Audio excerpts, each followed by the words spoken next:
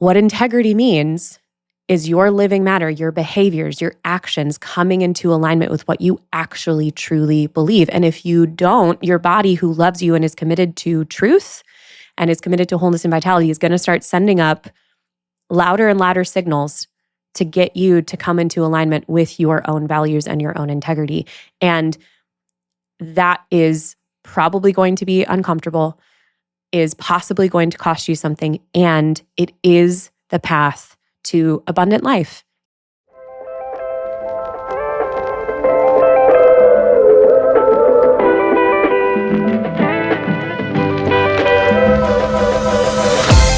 Hi, we're Joan and Jamie, two humans in bodies who take care of bodies for a living. We created this podcast as practical medicine for bodies living through this disembodied time. We want to invite you to come sit with us and experience the beautiful, loving, complex person that is your body. Hi, Joan. Hi, Jamie. It's good to be with you. We just had a lovely little laughing fit, which, as you just stated as well, is way better than all of the coughing and nose blowing fits that we were both having last time we recorded together. So this is much preferable. Yeah. I'm really hoping the editors will have just a much smoother time this time. Yeah. Not having to delete all of those. They're superstars. Yeah. I know. My goodness. It was a lot. We gave them a lot last time. So I know. But we still did it. We still did it. I was very proud. Yeah. But I'm getting through it. We're getting there. Mm-hmm. Getting through it.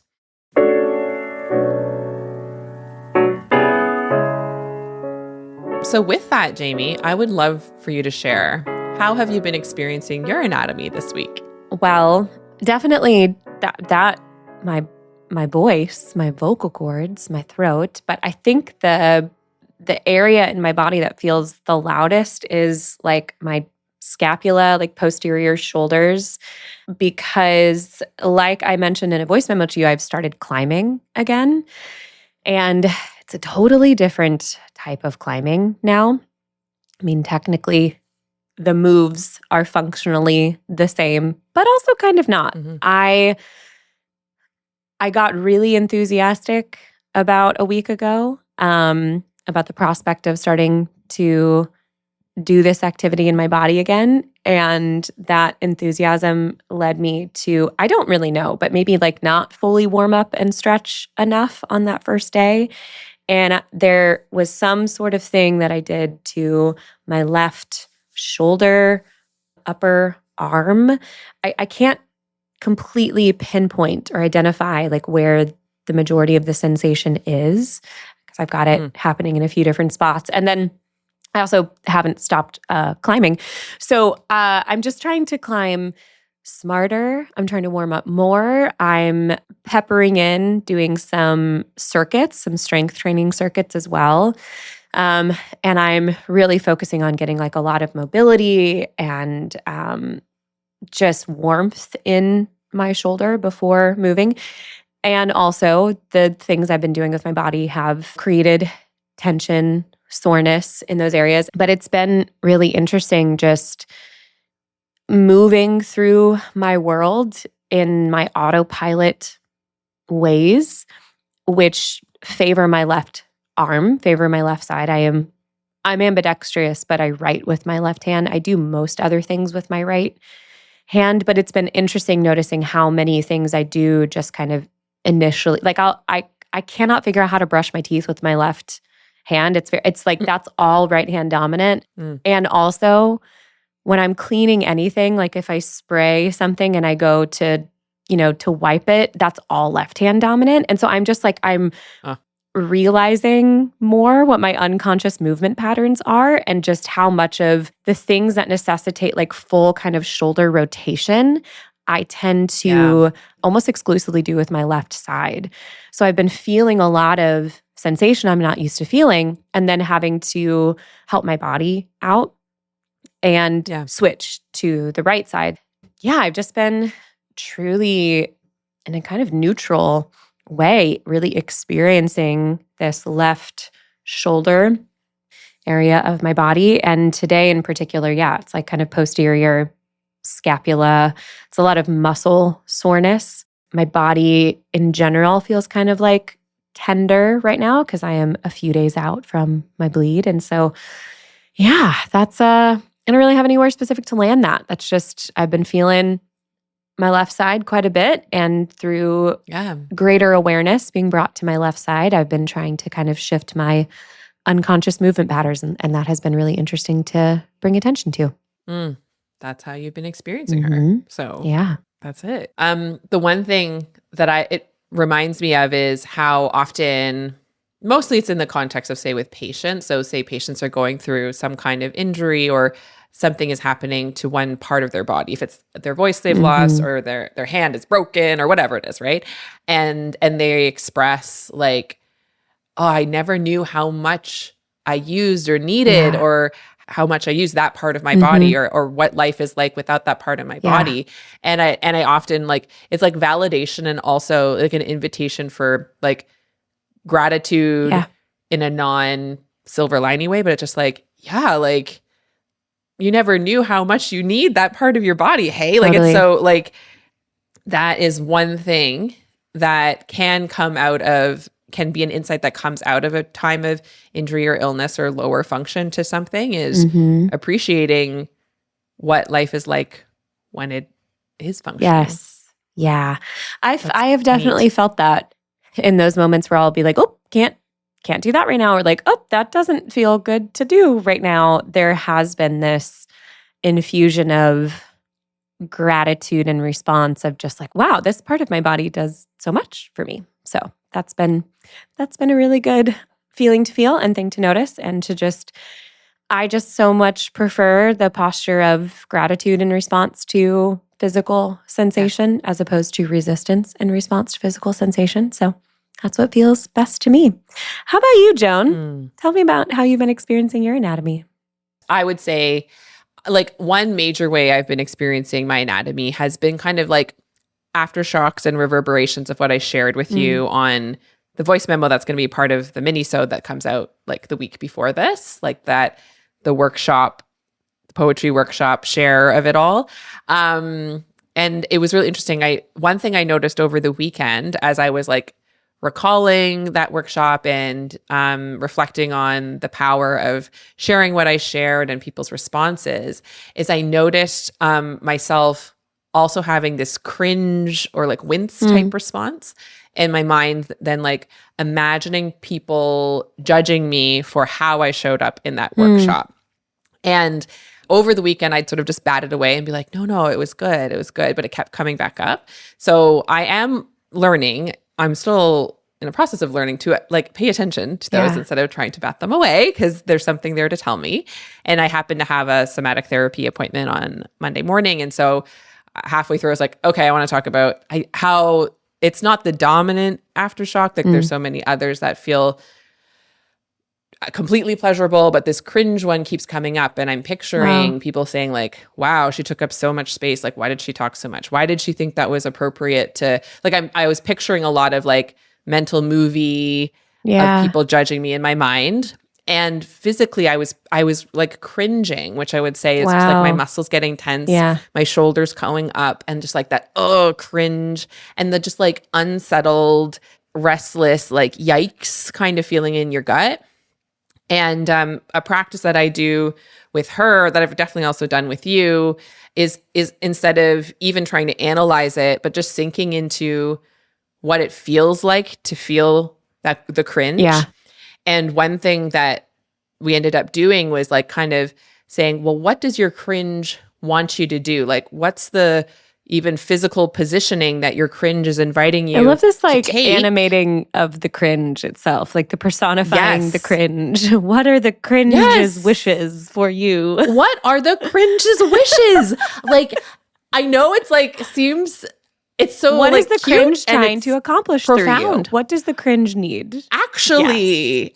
Totally. And like I've been doing this specific thing a lot more. Like I had another one, a whole encounter and befriending of disappointment that was like slightly life altering. And like this one again, like what I ended up doing was kind of like curling into a ball, but not like a squeezy tight, like hiding from the world ball, but just like the image that came to me was like a turtle going into its shell. And I was like, oh my gosh, like when I honor the cringe and go with what the cringe is asking me to do, I'm now in this cozy, dark turtle shell. Mm-hmm. All those scary voices Yeah. are outside. Yeah. I'm sure every time I have a cringe, it could actually be slightly different. Like I know there's colloquially like, wow, that's so cringe, blah, blah, blah. And so cringe can mean a million things. But this particular cringe, when I asked the cringe, like, oh, what are you trying to do for me? Show me what you, Yes. how are you taking care of me? Or at least attempting to. The cringe was helping me to separate from those judgmental things and say, you're safe and cozy in here, girl. And look, you're okay. You're with yourself. Yeah. And it was like so soothing in there. And especially when I wasn't resisting the cringe, then eventually it dissipated. Yeah. And even just like, oh, I'm separate from those judgments. Then I had the space to come to the same conclusions that I come to again and again. But I think you just need to actually do the algebra of coming to, which is if someone has a judgment of me, it is about them. But you can say that in like a cute Instagram post and be like, oh, of course. But like actually going through, it's like do show your work, like actually feeling through and sitting with how that is actually the only thing that's going on when someone reacts to you is it's about them and their body story and their body's telling them a truth, past, present, future, who knows? But I could do that from inside the cringe because I was like cozy in my turtle shell. Yeah. It felt so relaxing. Cringing felt relaxing when I honored the allowing cringe. versus resisting. Like it just, that was what I hear in that. It was a very generative and needed response in order to balance the energetic scales. Because what I think about is you had that somatic information arising that was like really strong and intense. And that is an indicator that you were being asked to, invited to do something that was pretty strong and intense / extremely significant. You know, last time we talked about your body always tells the truth. This time we're talking about your body is committed to wholeness and vitality. And that's a through line. And it's perfectly exemplified in that story you told because those somatic indicators was your body trying to tell you the truth to move you towards wholeness and vitality. Because what you were able to receive from yourself, from that room full of people, what your body was able to receive in closing a loop of unresolved impact, previous unresolved impact, by you partnering with her and hearing what she said to you and the truth she was telling to you, that truth is being told to you to move you in the direction of wholeness and vitality. Very often, for us to move in the direction of wholeness and vitality, we have to step into a space of pretty intense vulnerability and discomfort. And that is energetically expensive on the body. It's something I think about. I sober sit for people for full dose psilocybin psychedelic journeys. And when I talk to people about this, and when I'm doing my preliminary kind of intention setting sessions and conversations with people, one of the things that I'll tell people is that, yes, I am sitting for you, but really the value that I hold and the intention that I bring is everything I do in this world is for bodies. And really what's going on here is your body is sitting for you and I am sitting for your body. Because what's going on in a full dose psychedelic journey is such intense consciousness update, which is a very similar thing to what you were doing in that moment where you're like, it felt like that. Because it is. It's they're adjacent. And there's so much I could say about that. And maybe we should do a whole extra episode, a conversation about psychedelics and the interplay between consciousness and living matter and the aliveness of the body there. When someone goes through that degree of consciousness update, whether it's in a totally, sober state, taking a deep breath and doing something really vulnerable to close a loop of unresolved impact, or, taking a dose of a psychoactive substance with deep intention and like deep spiritual intention, what's going on in your brain and body is costly. And your body is holding you throughout that process. And your body's ability to expend energy is finite. And also, when energy is expended, energy must be restored for homeostasis Yes. to be maintained. And so what I hear in the story that you just told about this, about the cringe, the turtling of the cringe, is your body was like, I'm tired. That took a lot out of me. To like getting your attention took a lot out of me. And then holding you as you did that really hard thing, and then holding you as you had the beautiful and potent and really healing emotional releases, both, afterwards within that moment, and then in the voice memo you sent to me, and then all these other places, your body was sitting for you through that whole period of time. And then it was your body saying, I'm a little tired. Can we rein all, like that exact motion of like the cringe is pulling you inward, pulling you down to just regroup with yourself. Regroup. Yeah. Yes. That makes so much sense to me. It's the same principle in strength training, that when you are utilizing massive energy expenditure to like squat, hundreds of pounds, you got to take like a full 5-minute, don't move, like rest in between each one of those sets. And then if you're really trying to build strength and you're strength training, you're lifting heavy things or picking up and putting back down heavy things, multiple times a week, you make sure on those other days that you're not doing that, you are doing some really good, nourishing rest and recovery. So that's what I hear in this. Like, what a beautiful ally she is to you in the evolution of your consciousness. Like, just like, which is, fancy language for just like accessing greater well-being in the human experience you're having here. Period. That's it. Okay, we're done. Bye, everyone. Goodbye. See you next week. Bye.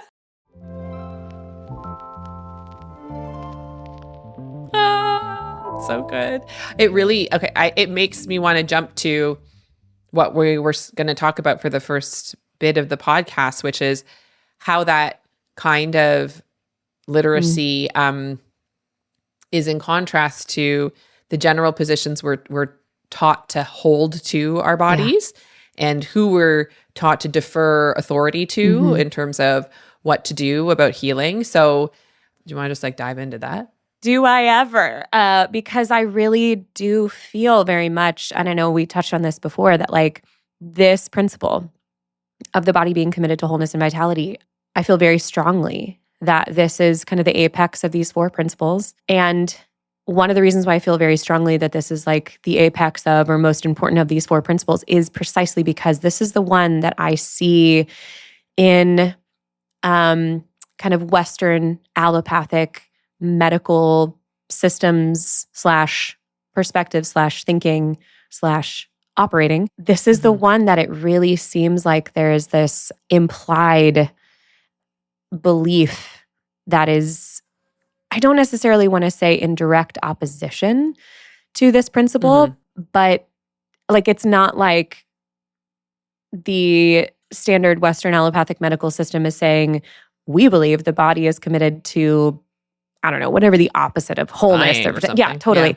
Yeah. But they're not convinced. That's what it reads to me, is they're not convinced of the fundamental 100% truth of this statement. And that's the part that this is the reason why I ultimately exited that world, and why unless there's enormous restructuring and change and revitalization and paradigm shifting inside of that world, I don't plan on ever re-entering at any point, because this is one of my most core foundational beliefs, not just about my body, but just about bodies and the spiritual technology of the body. This is why I believe we have bodies, is so that they can help us learn what wholeness and vitality feels like, so we can have more of it, because that is why we are alive.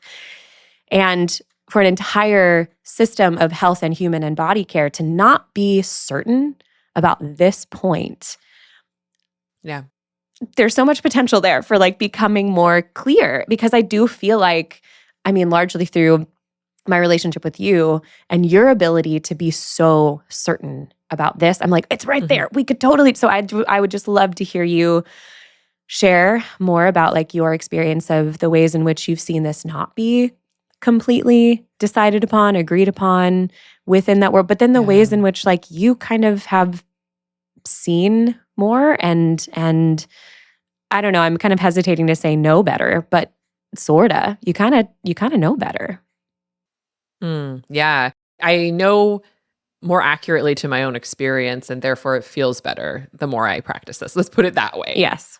I just wrote down some things. So I was like, do I see as at least some of the forces? Like, I think ultimately the issue, the trouble that keeps us from all just consistently across the board subscribing to and believing in and witnessing the truth that our bodies are all committed to their own wholeness and vitality, and actually even each other's. Yeah.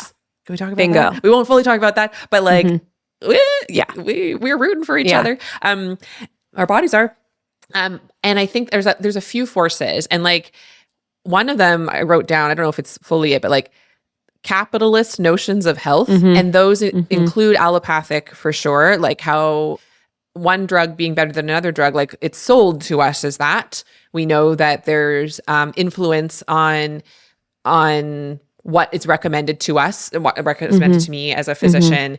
There is influence from an industry that wants to make money. Yeah, it's a profit-driven system for sure. It is. Yeah. That's factual. Yeah. And I know it can be kind of triggering in probably for anyone who, whatever people think of, like say terms like big pharma. And I am existing in the space very much between all of these extreme places when I talk about this, but it's known. Yeah. Like which studies get funded or not. That's right. Who helps sponsor or fund certain guidelines or not. Like I've witnessed it myself.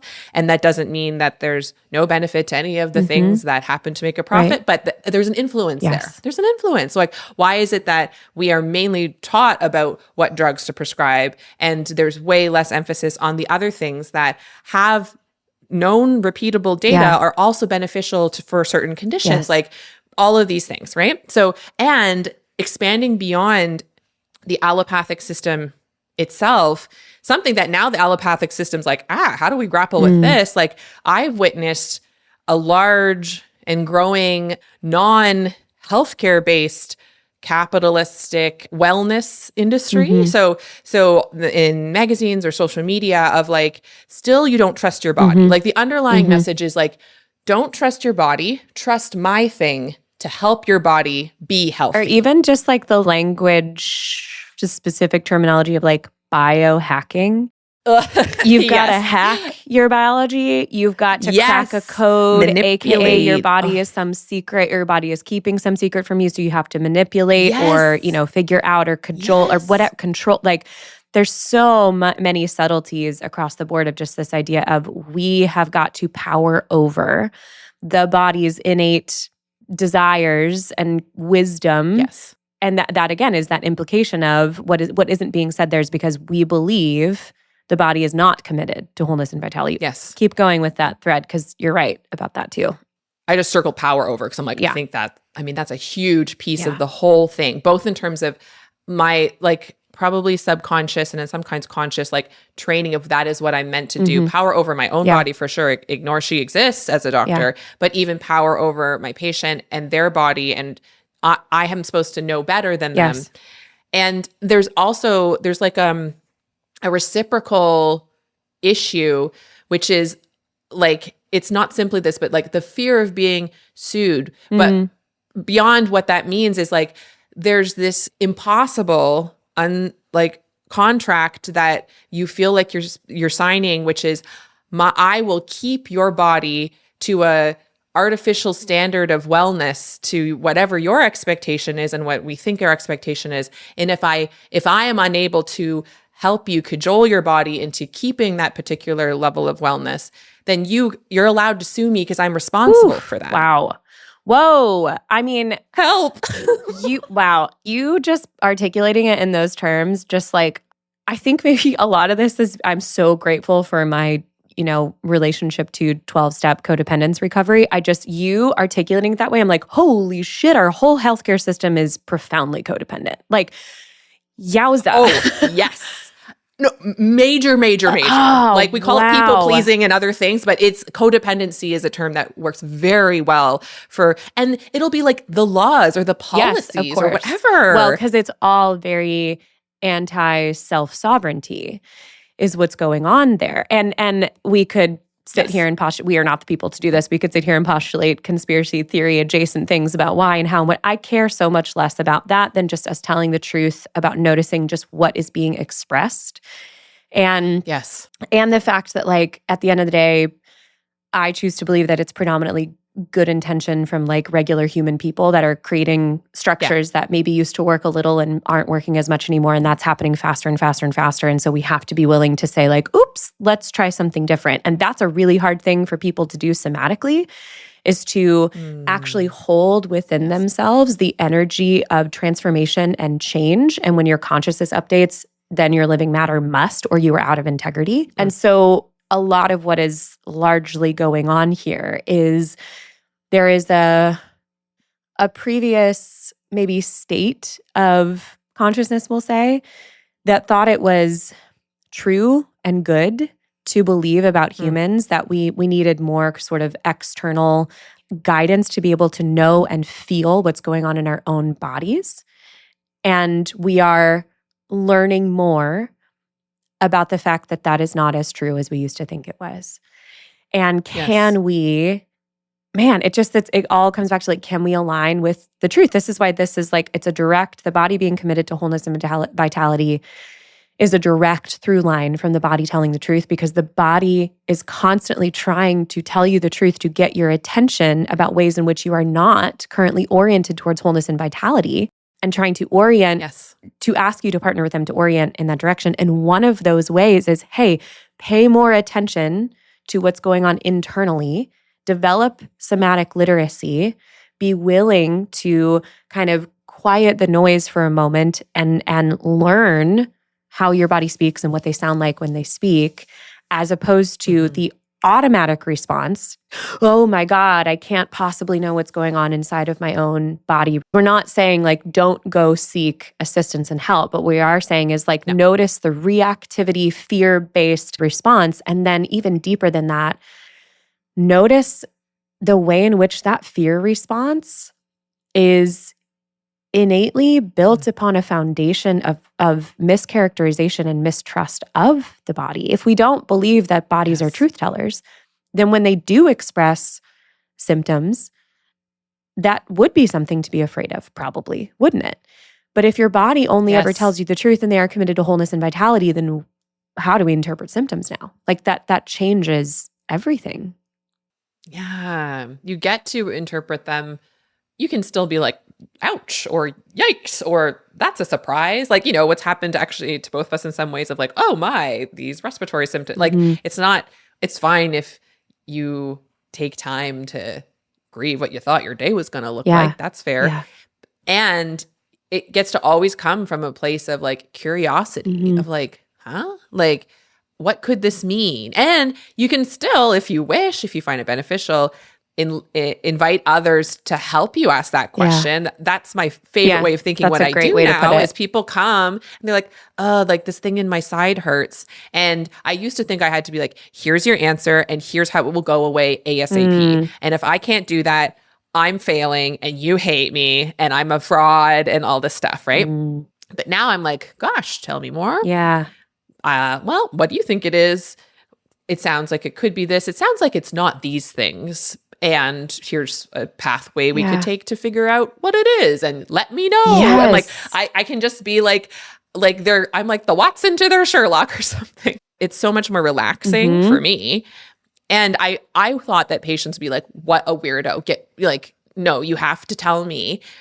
But honestly, like, even if has anyone actually had I've never had that reaction, actually. I've never had someone be like, you're a weirdo. Like, there's some people who are like, no, but I need to tell you to tell me. Like, some people are like, no, I really need you to tell me. Then I may say like, here is what I do know. Like, I may say it with a bit more certainty to help them understanding. Yeah. Because otherwise, I see the defaults. I see the defaults that people have been taught of how to react when their body starts talking to them loudly. Panic, deep distress, disgust, annoyance, frustration, hating their body, like totally furious at their body because they need to work. And, and like understandable, horrible reasons that they didn't give to themselves, where they're trying to negotiate with me about what their body is saying because they need to work, because their other people in their life need things from them. Talking about like capitalistic notions that are getting in the way. Yeah, that's right. It's really sad, and it all makes sense. And none of it is as true as like, just because those forces exist and they keep us from seeing the truth that that's all our bodies are doing. Like when you follow the logic through, it still is all the, because even if you try and manipulate them into, if you override and keep working, your body's going to let you know at one point or the other. I don't have to prove anything. Yes. Their bodies are going to. And so much of this, I feel like, as we're talking through it, and what a perfect arc we have here, that our next episode is Your Body's Gonna Die. So much of this is just fear of acknowledging the mortality, the temporary, the temporal nature of our living matter in the first place. Yes. Living matter being committed to wholeness and vitality, and living matter having an ultimate expiration date, are not opposing ideas from one another. No. And the other thing that came to me while you were sharing all that is just this, like, gave me nice little like chill bumps, nice little like goosebumps, shivers of like, oh, what's possible in the world. It's like, it's so nourishing and enlivening to imagine a healthcare system that is simply equipped with excellent questions, as opposed to, attempting to generate answers, again, largely from a previous paradigm that doesn't fit anymore for what we are coming into a depth of understanding about the way bodies work, which has everything to do with this mind-body connection that you touched on a little bit earlier. Like, what's going on physically in the body has everything to do with what is going on mentally and emotionally in the body, or what has previously gone on mentally, emotionally, and or physically in the body. And the body being committed to wholeness and vitality is the body being committed to wanting us to understand the whole picture of the physical and energetic, or what Matthew Sanford, in one of my favorite books, calls the subtle body. Mm-hmm. That's all wholeness, is like all of that needs to be in alignment, in integrity, which once again has everything to do with like us being willing to tell ourselves the truth in alignment with the truth our bodies are attempting to tell us. And so, it's just what if / when our health and human care systems looked like people, first of all, when symptoms arise, immediately remember my body is committed to wholeness and vitality. So if I am immovably, committed to believing that about my body, how then would I not only interpret these symptoms, but how would I emotionally feel about these symptoms, which has everything to do with regulation versus dysregulation in the body, and reactivity out of fear versus like, okay, let me, take some deep breaths and work through this slowly. And from that space, from that headspace, being able to say, based on the somatic literacy that I have established with myself, the trust that I have in myself, the sovereignty that I know to have with and in myself, is what I'm experiencing something that maybe time and rest and maybe a few different things that could support my body through this healing process. Can we handle this together, or do we need to go see someone who can ask us some really excellent questions and then apply their knowledge and their skill set and their access? Because I can't prescribe something to myself. Thank goodness. I'm very glad there are guardrails. That's a great rule, actually. It's great. Glad it works this way. And so, like, if I do ultimately determine, in conjunction and partnership with my body, that what will orient us best towards wholeness and vitality is something being prescribed to us, then I want to go to someone who's going to ask me excellent questions and then be able to, from their positionality, partner with me in that decision that I'm making for myself. And also give me more information about the potential impact of that decision so I can make a more informed choice. That's not what we're being taught, but we're being taught it in the framework that misses out on the essential ethic through the middle. Yes. It's like we're taught to do informed consent. We're taught about patient autonomy in theory and in some ways in practice. And yet there's all of these sabotage messages, like I said, sort of at the beginning of this portion of the conversation, of like these outside pressures, these outside influences, this codependency. Yeah. And it just deeply compromises both for person in position of patient, person in position of clinician. Yeah. And it doesn't have to be that way. It doesn't have to be that way. And this is really what I mean, and what I think we both mean when we have both said, like, everything actually comes down to what you believe about the body. Because the only reason that the system currently exists the way that you just described is precisely because we are not clear on what the body is committed to. And if we were clear on the fact that the body is committed to wholeness and vitality, there would not need to be this codependent structure, because there would not be any immediate reactivity and fear within the body of the person experiencing symptoms. And then that reactivity and fear, man, I can imagine really puts people, kind of like you articulated before, puts people in a position where when they are sitting down across from you, they're like, be my savior. Like, don't be a human. Don't be like, I need you to. And that pressure being put on people occupying the role of practitioner is only happening because the core underlying foundational belief in the person occupying the role of patient is that their body is unsafe to be in, that their body is not committed to wholeness and vitality, that their body is in fact, committed to sabotaging their life or ruining something about it. So it's almost this like, rescue me from my body is this thing that they come to you with. And so if people occupying the role of practitioner were equipped with this like calming, clear certainty about this principle and this ethic regarding our living matter, like how different would the conversations be, and then the ultimate outcomes be in those treatment rooms, in those spaces. Ugh. This feels like a really perfect point to pause. And what is coming to me as sort of the clear next thing I'd want to talk about when we come back from the break is like the way in which I have come to the place where I'm able to offer this kind of thing more to my patients is only by first experiencing it myself. Yeah, great. Love that. So let's definitely start there. That's going to be very delicious. So enjoy your body break, Jamie. Yeah, you too. And listeners. Yeah, y'all too. We'll see you back in a moment. If you'd like to connect with us, we invite you to join us on Substack.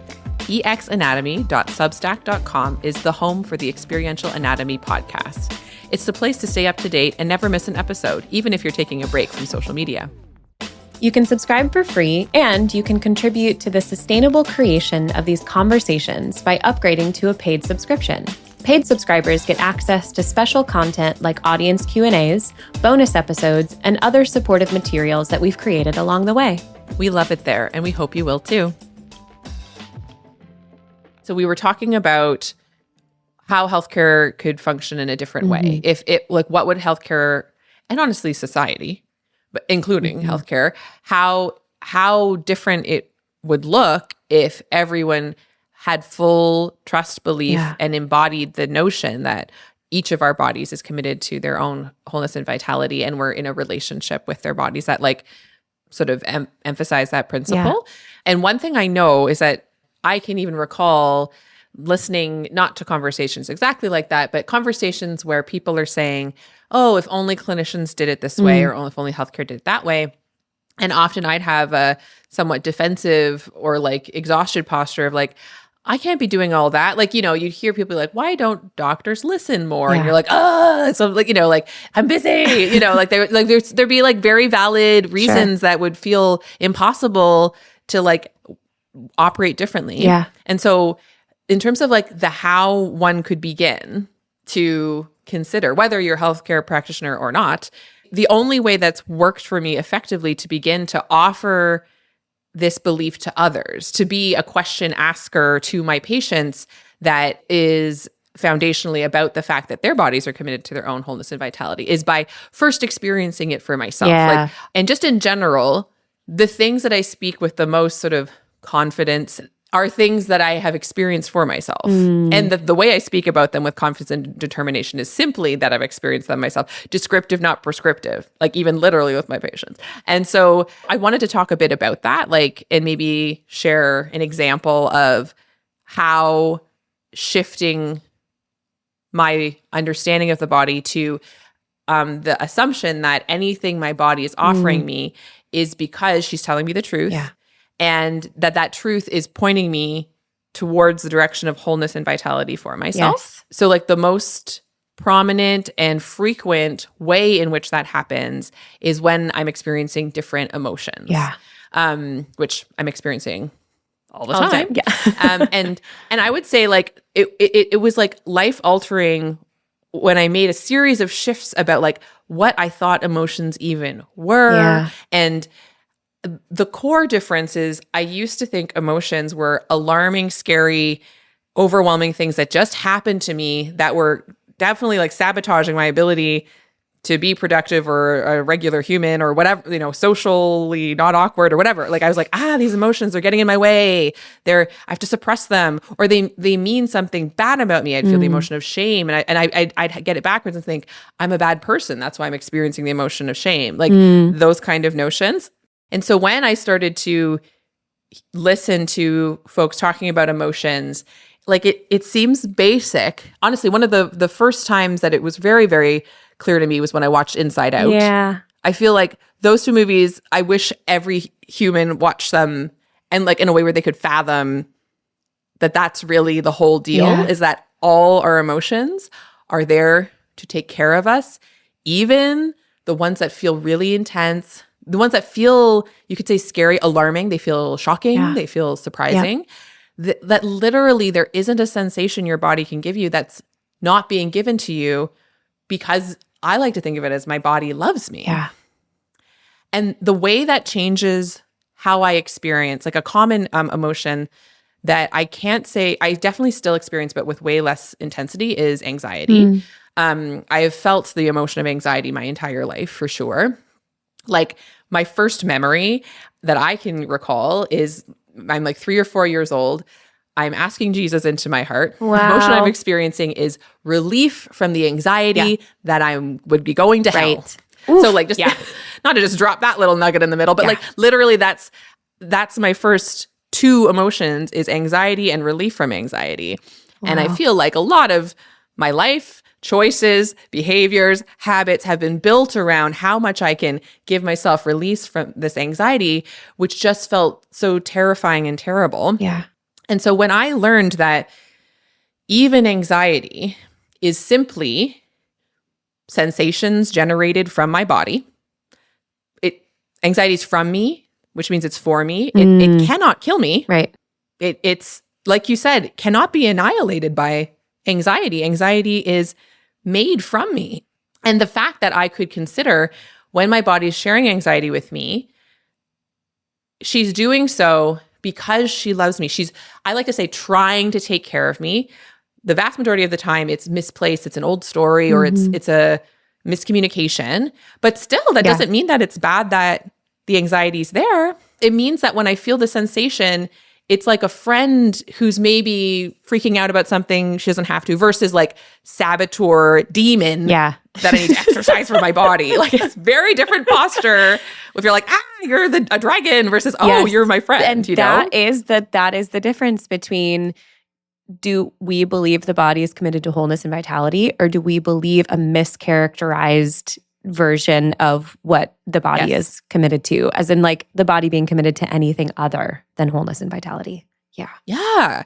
So that means even in rooms with patients, I remember I'd been kind of thinking about this and really like testing out like if it could be true that all emotions are simply sensations in my body and that I can feel any feeling because here they are in my body.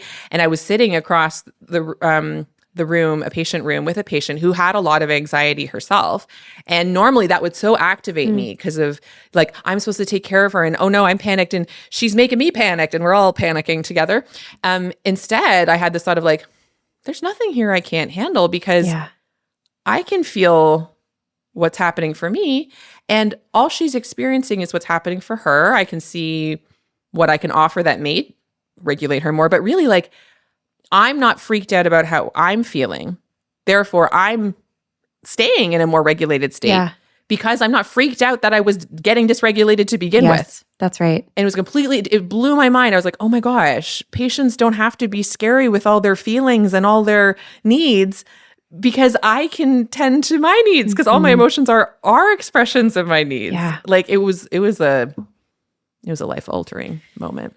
Again, this might seem sort of silly in how obvious the statement is, but when we're talking about individual people shifting their currently existing paradigm of belief regarding the body / their body from fear to trust, when we're talking about humans doing that, yes, we are also talking about humans in healthcare doing that for themselves.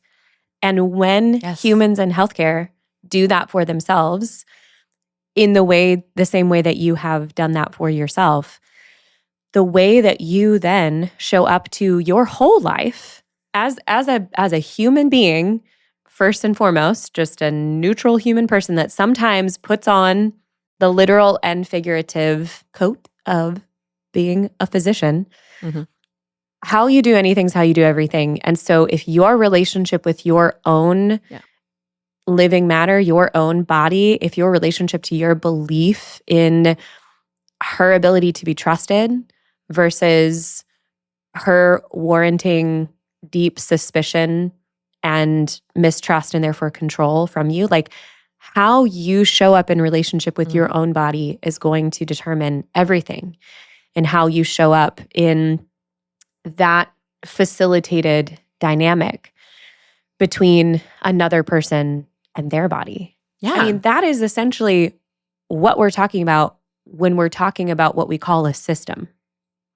A system is just what's going on collectively because of what is going on individually. And so when individuals who are occasionally occupying the role of practitioner, when their / y'all's relationship with your body shifts from this fear to trust, then the way in which you show up in, like as a practitioner in these facilitated relationships, shifts from the encouragement of fear to the encouragement of trust, or the alignment with fear to the alignment with trust. Yeah. I believe that what you're experiencing in your treatment room is just as important and impactful as, large structural change. Yes. Because it is the building block of large structural change. It is one of the many building blocks of large structural change. And I actually believe that the most sustainable large structural change comes from the internal shifts, the internal value shifts that then lead to the internal behavioral shifts. Like, I believe that so strongly, because I can see how, like, say someone at the top, or the people at the top, they had this sort of inspiration, like, oh my gosh, everyone in healthcare is human, and they made changes so that that supported us to work at our own pace, and that somehow tried to empower patients separate from us or whatever. If we have not made that shift ourselves, well, I see it sometimes, like, there's parts of healthcare where it's like, here's some other, allied health who can help you. And then sometimes physicians are like, get territorial, as if they don't need the help. And they're like, they're coming for our jobs. And, like there's all these like when you are still in a fear-based story, then you can't even see help that's coming from you as help. That's why I really love, I've mentioned her at least once already on this. I think in one of the first episodes, but like Adrienne Marie Brown and Emergent Strategy is one of her first books. And one of the principles in that is talking about like the principle of the fractal. So like the small, the shape of the small determines the shape of the whole. So absolutely, the fact that, so picture like a fern, and when you zoom in on the little fern cells, they're in the shape of the fern. If you change the cellular structure of the fern, it would literally change the shape of the fern. And how that would be true for us. Like like you say, the most sustainable way of imagining society, systems, et cetera, to shift is for the folks in it to simply take on their own human shape. So I work the amount that is beautifully said. honoring me Yeah. to work. I treat my patients in a way that is more human and embodied and speaks from this ethic. And as that spreads, as I know I'm not the only one doing it, inevitably change happens. And it doesn't have to come from the top. Like, even if the government was like, no, you all have to work blah, blah, like 100 hours a week or something. Actually, that's like, we could all be like, that's a cute suggestion. This is how much we are going to offer you. And you can threaten and you can do all the things. And I'm not saying there wouldn't be some consequences like, oh no, I have to find a new job. Sure. Like the fear stories are there. That is the way in which the vast majority of human progress has been achieved, is by people going, that's a cute suggestion. However, my humanity insists upon my resistance of that cute suggestion that you're attempting to, impose upon me. No, thank you. I'm not choosing that option. Yeah. It's not possible. It's not desirable. So I think it is about empowering. And this is for people holding the role as patient, people holding the role as clinician, like knowing that doing some amount of this work and reorientation for yourselves leads to system change. Yes. And that's so fun. And I may have brought this up before just because I remember it as such a fun and profound moment, was in a workshop that we did together. I think it was the first time that we did our body-to-body medicine workshop together. There was this moment where it felt really clear to me that what I needed to articulate was, and clear in this way that like, it felt similar to the way it sometimes feels when I'm writing and like something is writing itself through me, where I was like, ooh, this is not my idea. And I don't even know how I'm going to totally express this. I'm just going to open my mouth and just let truth come out. And just, so I remember it very vividly, the somatic memory of like, that kind of like you shared last week in the poetry thing, like the heart pounding thing. I meant to tell you in my response, and I was like, oh, I know that feeling well. And funnily enough, I used to call it the Holy Spirit. And now I'm like, oh, that was just my body the whole time, but also like maybe that's the same thing, whatever, But that feeling of like there's a higher consciousness or something, there is an energy that is not who I think I am, that has something to say right now, that is in alignment with what is most nourishing and true. And that's the feeling I had in my body during that workshop, where when I opened my mouth, what came out was just this acknowledgement of the fact that if you are going to, as you so beautifully said just now, take on your own human shape inside of these systems that are maybe not encouraging or supporting you to do so quite yet, you are going to need to embody degrees of defiance that probably will make you uncomfortable physically, emotionally, mentally, relationally, fill in the blank. That can be generative, and in fact is meant to be, if you know how to trust your body and work with it's all full circle. And you will have to embody a degree of defiance that possibly might cost you something. Yeah. I want to, however, help you notice that currently the way things are is costing you something. So it comes down to, what do you value? What do you want to spend? And so if this idea of being able to be more human in healthcare and then therefore bring greater humanity to the system of healthcare itself, if that is becoming your value, if you are currently in process of like this, depth of transformation or alignment or whatever that is revealing to you that like that matters so much to you that you can't consciously or unconsciously, intentionally or unintentionally lie to yourself or anyone else anymore, that you have some sort of alternative conflicting value from, like, you're going to have to, as your consciousness updates and changes, what integrity means is your living matter, your behaviors, your actions coming into alignment with what you actually truly believe. And if you don't, your body, who loves you and is committed to truth and is committed to wholeness and vitality, is going to start sending up louder and louder signals to get you to come into alignment with your own values and your own integrity. And that is probably going to be uncomfortable, is possibly going to cost you something, and it is the path to abundant life. It is.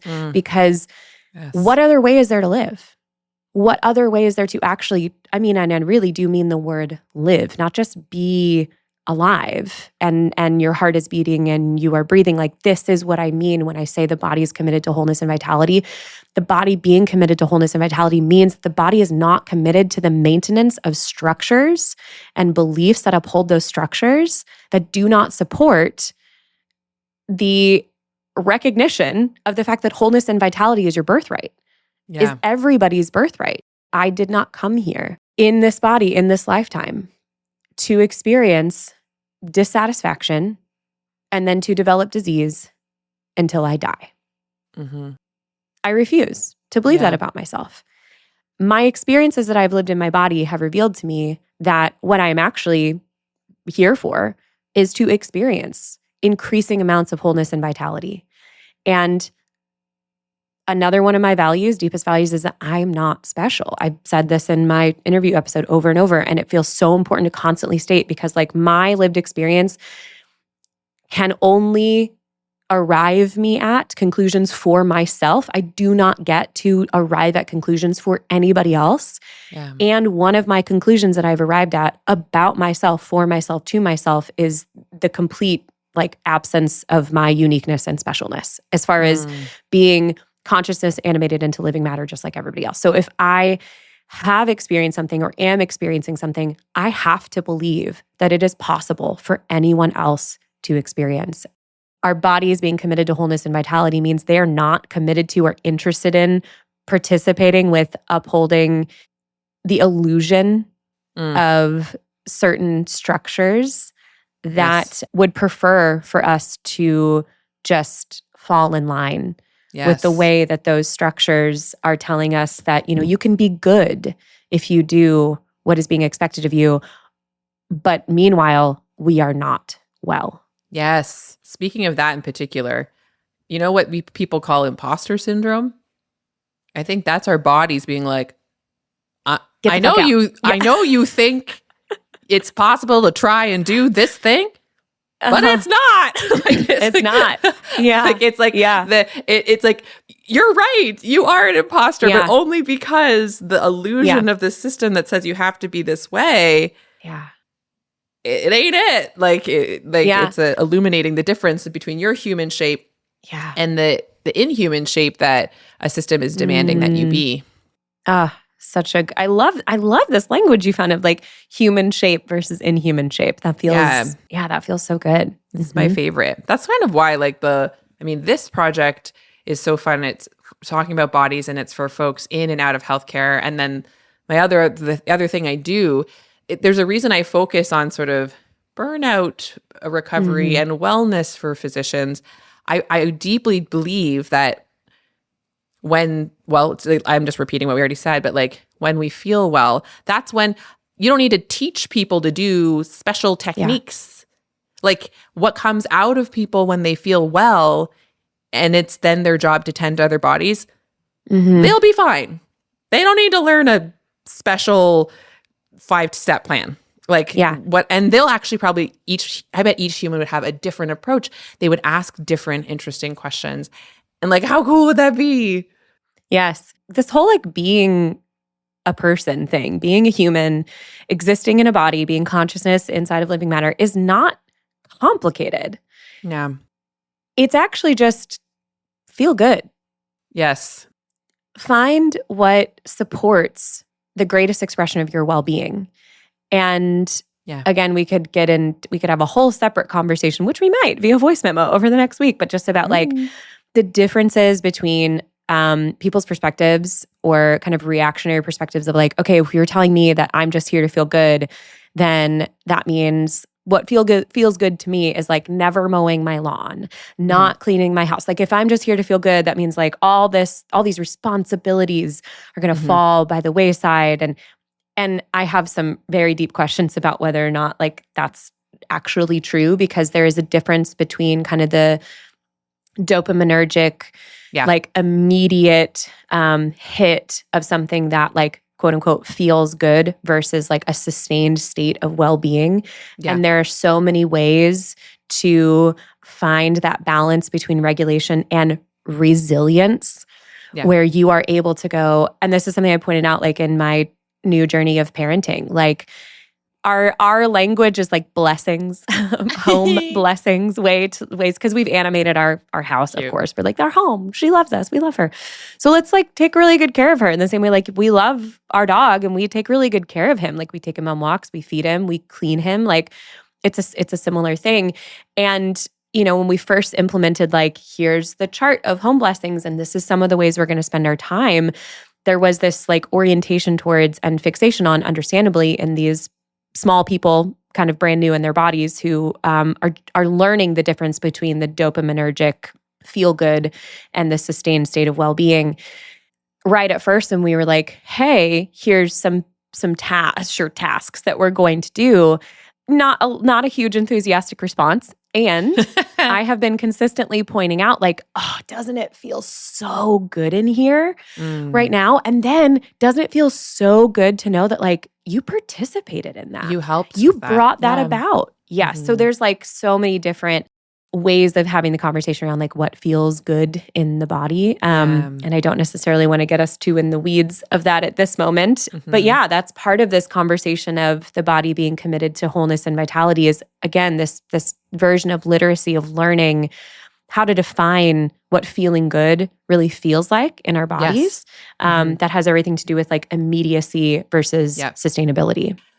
And immediacy. And a lot of what we run to because it feels immediately good is by running away from something that we think is dangerous to feel. But like what you and I think both mean by like feeling better, feeling good, feeling well includes like feeling everything. And that it's not dangerous to feel it. It's weird. It like when I feel anxiety now, it feels different. It's a different music note. It's a different flavor than when I feel happiness. And both are important for different reasons. So I don't have to be wishing I was feeling one versus the other. Yeah. Yes. Man, that such a good way to put it. It's feeling everything. And I think about like if I were pressed to give a definition for wholeness, maybe I would say it is that. It is the skill of feeling everything. And if I were pressed to give a definition of vitality, I would say the skill of full presence, of being all here.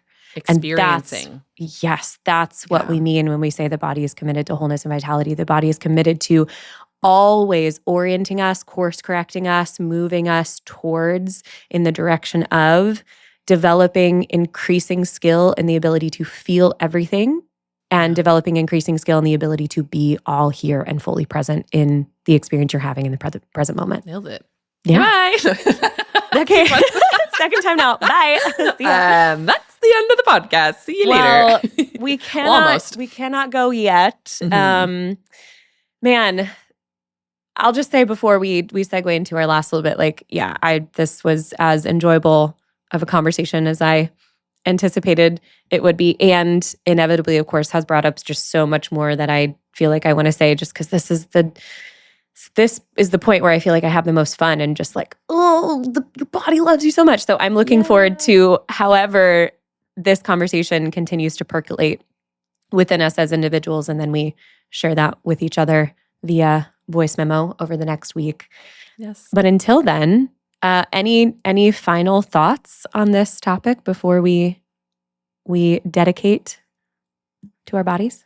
I think like just say there's folks listening and they can hear what we're saying, but they do still have a lot of fear and mistrust that's been given to them and that they've experienced, and they have stories of why they don't believe that what we're saying is true.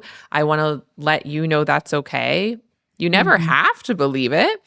My invitation would be to live it as a question for a while. Like, beautiful. What if this pain? What if this feeling in my toe? What if this emotion, this level of energy? Like, What if any of these things could possibly be my body telling the truth and pointing me towards wholeness and vitality? Like, how could that be so? And if you can't think of how it could be so, that's okay. But asking it as a question and just opening even a crack of a portal of curiosity of like, is it possible that my chronic migraines or, whatever it is, like, how could it be so? It's at least a different conversation than the one you probably have been having about your body. And that's kind of fun to just do something different for a minute. Yes, totally. Run it like an experiment and just see what happens. Yeah. That's a beautiful invitation. Thank you for that, Joan. You're welcome. On that note, I suppose, how would you like to honor your body today? Is there a certain part of your body, or maybe just like a large kind of experience, a larger experience of your body that you are really wanting to kind of honor and appreciate and dedicate this episode to today? What's coming up for you? Right now, the part of my body I want to like show appreciation to is my heart. The heart is in some ways overspoken of, and everyone is obsessed with the heart. It makes sense. If it stops beating, then your life ends. That's kind of it. So I get it. But there's something about even just like sitting here and like how, you can feel your heart beating.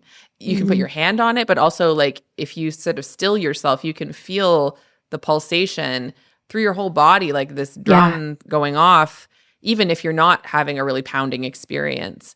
And it's just so wild that it's this like squishy, apple shape size-ish, meaty muscle with holes in it. That's where the blood flows through. And the electricity that flows through it is this chemical reaction and these nodes.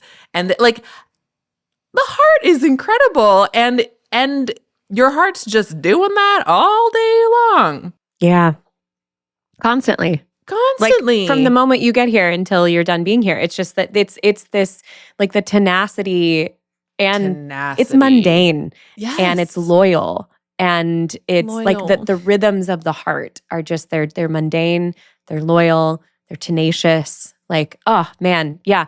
And it's all completely unconscious. But I love what you're saying about if we take a moment of stillness, presence, appreciation, you actually can feel like bringing awareness to your entire being. You can feel the reverberations of that loyalty and that tenacity and that just like, seemingly like any other relationship, like in my relationship with my partner, it's like mostly the mundane daily life stuff that really bonds us together. Yeah. And that's such a beautiful way of thinking about the heart, is just that degree of commitment to like the mundane tasks that just keep the wheels on this thing and keep it going. Wheels on. And there's the expressions like, oh, my heart beats for you, and it's sort of like a romantic love expression. But like literally your heart is only beating for you. Yeah. Literally. Yeah. And what if that could be a portal into considering how much your entire body loves you actually? It just feels, I'm just like having like a little romantic moment with my body right now. Like heart. Yeah. The existence of that kind of tenacity and loyalty of the heart is an innate expression of the body's commitment to vitality for sure. I mean, wholeness too, but it's just the aliveness, the vitality is like just this constant, steady beat and rhythm of like, I'm alive, I'm alive, I'm alive. Or like from the body to us, like you are alive, you are alive, you are alive. Yeah. Which again, perfect little cliffhanger for our next episode. Like there is some discomfort and maybe even some terror that comes up for people, because to acknowledge our aliveness is to acknowledge the beating of your heart, is to actually really acknowledge that at some point your heart will no longer be beating. And there's all kinds of feelings to feel about that we will dig into next week and have a very good time with. So thank you for that beautiful body appreciation. I also appreciate your heart. Oh, and I mean that in the physical sense because you're alive. Thanks, heart. Thank goodness. Hey. And also I just appreciate just the energetic side of how much I appreciate your heart and the degree and like type of overflowing love that you have for the body. And I was thinking when you were sharing that, actually, like I was like, oh, this is poetry too. Like the way when you specifically talk about like the physical, like on it, when you were like, it's an apple shaped with holes in it with the blood and it's a small, I'm like, that's poetry too. There's something so gorgeous about someone who has had extensive anatomy training, speaking about the beauty and poetry of the body. So I also really appreciate your heart today too. Oh, thank you, Jamie. I appreciate yours back. I love having these conversations with you. Me too. Let's keep having them. Let's keep having them. Before we say bye, let's just invite people to join us over on Substack, or even just send us some emails, leave us some comments. We've got quite a budding and thriving community happening on Substack already, which is really exciting. We're going to start releasing some like special secret content for paid subscribers soon. That's going to be everything from, very serious manifestos to like ukulele videos. So come join us. And while you're there, let us know like the ways in which you have come into deeper understanding about your body's commitment to wholeness and vitality in as general or specific terms as you would like to share, because quite obviously we are obsessed with these conversations and deeply enjoy having them. And so we would love to have them with all of you. So we'd love to see you there over on Substack. See you there. Bye. Bye. This is Experiential Anatomy. Thanks for listening. I'm Joan Chan. And I'm Jamie Lee Finch. Experiential Anatomy is co-hosted and created by us. Amber Wyndham is the editor. Julia Wyndham is the supervising producer. Senior producer is Elizabeth Wyndham. Aaron Beatty leads our community management. Our theme music is Park Pier 3 by G's Guy. If you have any thoughts, questions, or stories to share about this week's episode, email us at exanatomy@gmail.com. Please follow, rate, and review on your favorite podcast platform. And remember to join us over at exanatomy.substack.com. Experiential Anatomy is produced by Windhaven Productions.